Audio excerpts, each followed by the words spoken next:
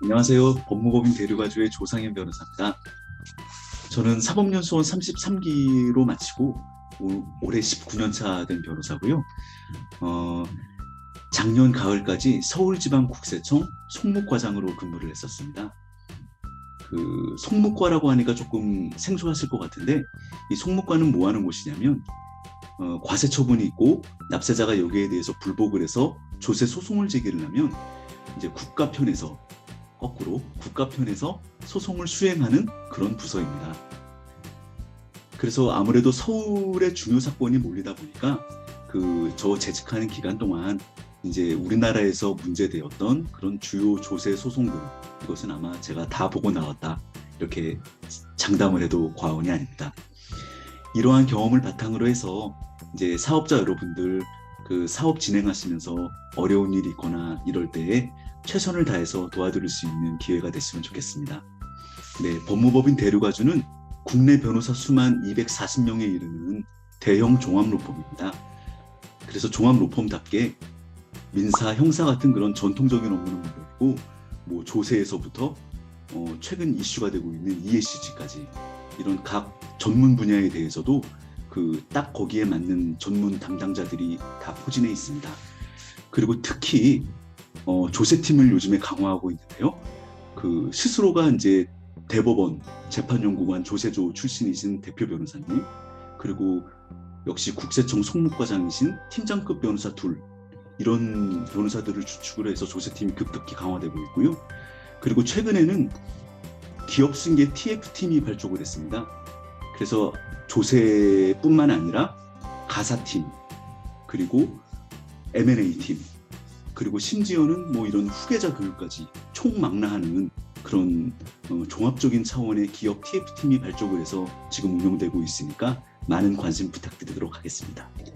네, 최근에 여러분들 뉴스나 뭐 기사를 보시면 초등학생인데 강남 아파트를 막 몇 채를 보유하고 있는 뭐 이런 초등학생들에 대해서 얘기를 들으셨을 겁니다. 즉, 이런 경우에 누가 보더라도 그 초등학생이 용돈을 모아서 강남 아파트를 샀을 일은 없고 당연히 부모한테 증여를 받았겠죠. 이런 식으로 우리나라 상속세 및 증여세법 45조에서는 어떤 나이나 소득이나 뭐 재산 이런 거에 비추어 봤을 때 어떤 재산을 취득한 사람이 절대 그거는 그 사람의 개인적인 자력으로 그것을 샀을 리는 없다, 이렇게 인정이 되는 경우에는 어떻게 해서 그 재산을 취득했는지 그 자금 출처에 대한 소명을 요구합니다. 그래서 그 소명 요구가 충분하지 않으면 이제 증여를 받은 것으로 추정을 하는 그런 제도를 가지고 있습니다. 그래서 결국 그 사람이 정말로 자기 돈으로 그 재산을 취득한 것인지에 관한 자금 흐름을 밝히는 그런 조사라고 할 수 있습니다. 예, 이것은 부의 편법적인 세습을 막기 위해서입니다. 방금 말씀드렸듯이 아직 어린이에 불과한 이런 어린이들이 뭐 강남 아파트 몇 채를 소유하고 뭐 그런 비상장 주식에 엄청난 지분을 소유하고 이런 것처럼 그 재산을 승계하려면 역시 그에 상응하는 증여세나 상속세 같은 세금을 내라는 것입니다. 그래서 이런 세금 없이 편법적으로 부를 승계하는 이런 것을 막기 위한 그런 조사입니다. 법인 대표님들에 대한 조사는 약간 결을 달리하는데요. 이제 물론 뭐 법인 대표님이 진짜로 자기 자금으로 산 건지 뭐 이런 자금 추적 조사일 수도 있지만 그 주된 초점은 그게 혹시 법인 자금은 아닌지, 법인 자금이 유출돼서 그거를 대표 개인이 그걸 유용하는 게 아닌지, 여기에 초점이 맞춰져 있는 걸로 생각됩니다. 최근에 이제 뭐 법인 명의로 슈퍼카드를 뭐 되게 여러 개 보유하고 있는 이런 법인 같은 경우에는 타겟으로 좀 아무래도 주된 타겟으로 삼아서 조사가 많이 이루어지는 것으로 알고 있고, 따라서 이런 조사의 타겟이 되지 않기 위해서는 뭐 이렇게 좀 과도한 그런 너무나 눈에 띄는 그런 슈퍼카 같은 그런 너무 눈에 띄는 소비는 좀 자제하는 게 좋지 않겠는가, 그렇게 생각을 하고요.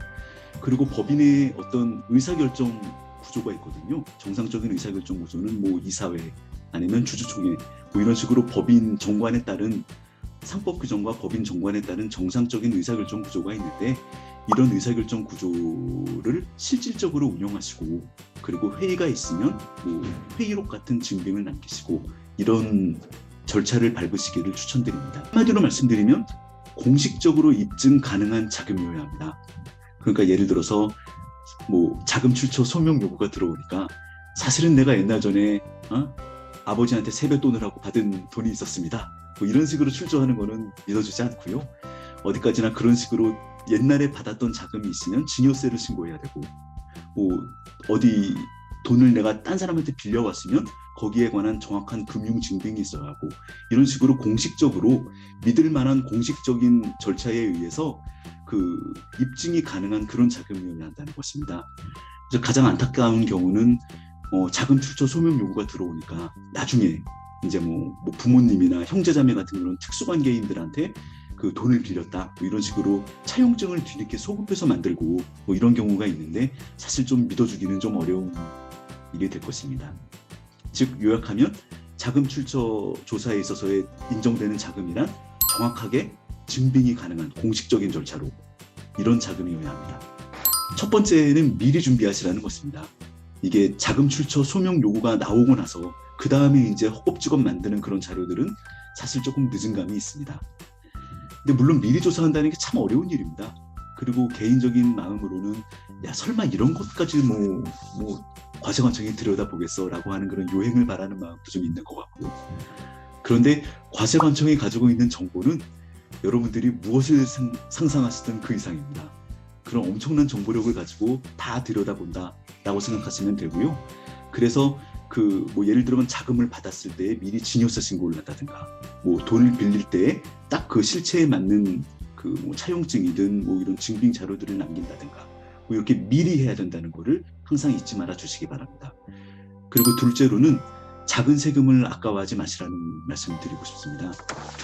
그러니까 처음에도 좀 제가 재밌게 말씀을 드렸듯이 나중에 서프라이즈 하면서 내가 사실은 옛날에 아버지한테 세뱃돈으로 받은 1억 원이 있습니다, 이런 거 사실 믿어지지 않거든요. 그러니까 그렇다면은 그거를 받았을 때 증여세 신고를 하고 그 증여세에 따른 알맞은 세금을 또 납부를 하고 이랬으면 그것은 공식화된 나의 증빙 자료는 남는 것이거든요. 그러니까 물론 이제 그 세금에도 당연히 돈이 듭니다. 근데 그거는 나중에 이제 그 자금 출처 조사를 받고 한꺼번에 부담하시게 될 세금에 비하면 굉장히 작은 세금입니다. 그러니까 그런 함부로 작다고 말하는 게 좀 죄송스럽긴 합니다만은 그런 작은 세금을 아끼지 말라는 말씀을 드리고 싶고요. 그리고 세 번째로는 역시 뭐 의심스러운 일이 있을 때에는 바로 전문가의 상담을 받으시라는 말씀을 드리고 싶습니다.